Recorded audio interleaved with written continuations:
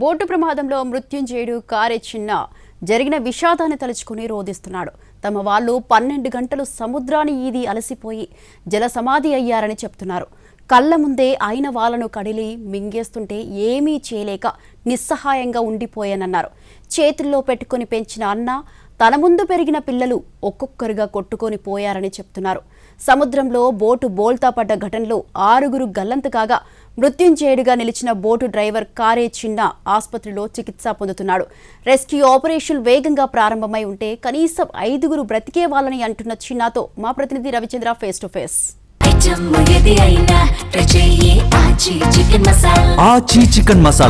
Boat ప్రమాద ఘటనలో మృత్యుంజయుడు boat owner cum driver కారే చిన్న ప్రస్తుతం విశాఖలో ఆసుపత్రిలో చికిత్స పొందుతున్నారు. ప్రస్తుతం ఆయన మనకు అందుబాటులో ఉన్నారు. ఈ ప్రమాదానికి సంబంధించి పూర్తి వివరాలను అడిగి తెలుసుకుందాం.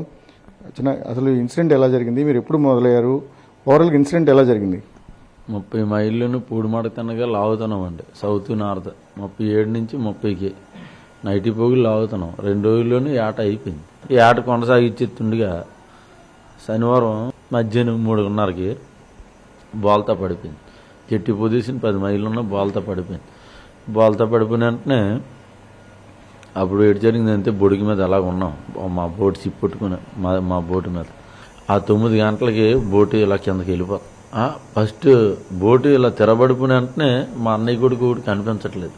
ఆయన పేరు చిన్నయ్య, తర్వాత పేరేమో చంటే, అంతే. మారు పేరు చంటే, ఫస్ట్ పేరు చిన్నయ్య అంటారు. అయితే మా అన్నయ్య కొడుకు పొనడని చెప్పేసి, బాబు అని చెప్పేసి మా ఇద్దరు, మా అన్నయ్య నేను ఆదనాడుతున్నాం.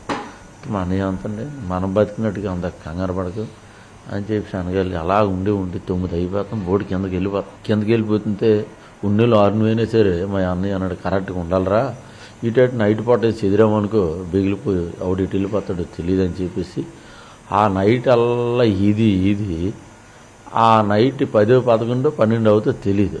ఈ 6లోకి వాడు కనిపించలేదు. ఆయన పేరు అమ్మోరు, మేడ అమ్మోరు. ఆయన కనిపించకపోతే సర్లే 5:20 తెల్లారదాకా ఉందాము అని చెప్పేసి మాకు కూడా ఆయన కనిపించట్లేదు. అంటే ఎటు వెళ్ళిపోయాడు, ఎటు 6 కలిసికట్టుగా ఉన్నాం. చూడవసరి మనిషి కనిపించట్లేదు.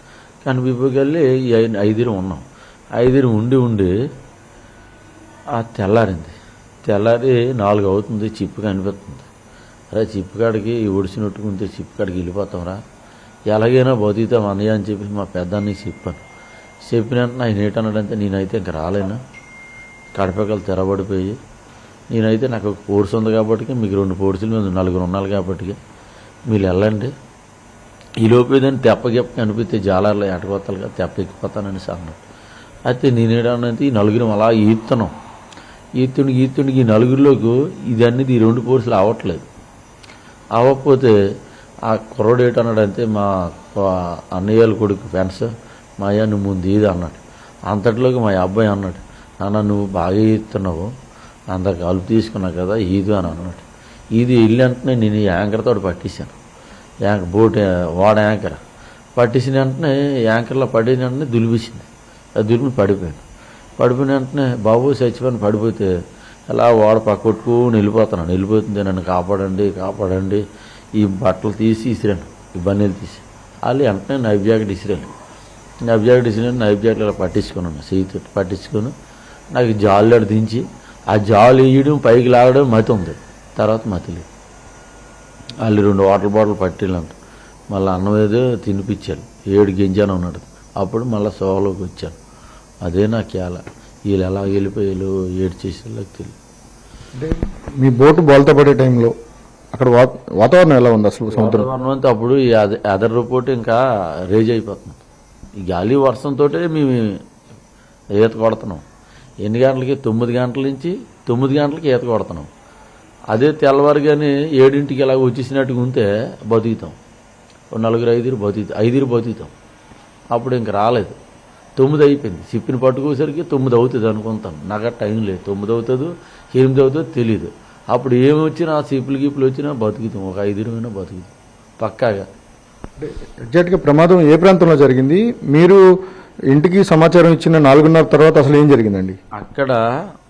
ఎక్కడ అప్పికొండ తిన్నగా జెట్టి పొజిషన్ 10 మైళ్ళే 35 మీటర్ ఉంటుంది సార్.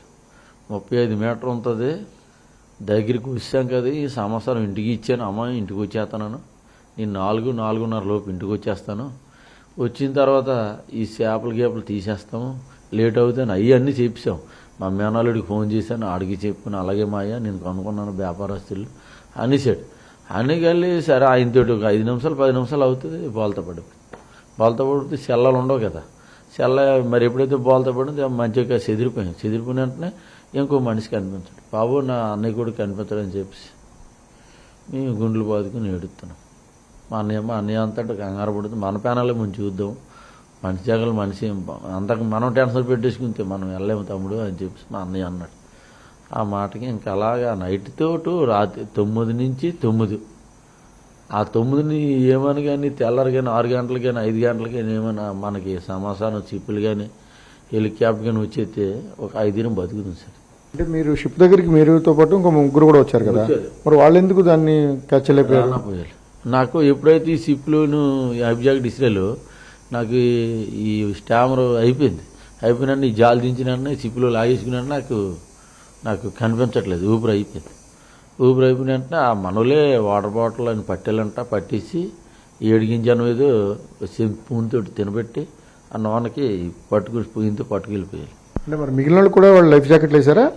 మిగిలిన వాళ్ళకి లైఫ్ జాకెట్ వాళ్ళు కనిపించట్లేదంట, వాళ్ళు ఎలాగ వెళ్ళిపోయారు. నాకు అప్పుడు ఎంత 1 గంట అయిపోయింది, నన్ను సోలోకి వచ్చాను. అంటే మీరు ప్రాణాలు కాపాడుకోవడానికి అసలు ఎంతసేపు వరకు మీరు ఉండగలిగారు అసలు ఓవరాల్గా? ప్రాణాలు కాపాడుకోవాలంటే తెల్లారి చూద్దాం, తెల్లవారి ఏ తెప్పలు గిప్పలు వస్తాయి, ఏ చిప్పులు గిప్పులు పంపిస్తారు.